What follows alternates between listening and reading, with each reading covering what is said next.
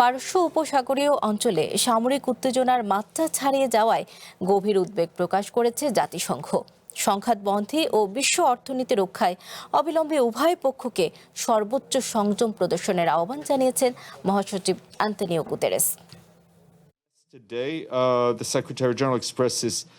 পারস্য উপসাগরীয় অঞ্চলে সামরিক উত্তেজনা বৃদ্ধিতে জাতিসংঘ মহাসচিব গভীর উদ্বেগ প্রকাশ করেছেন।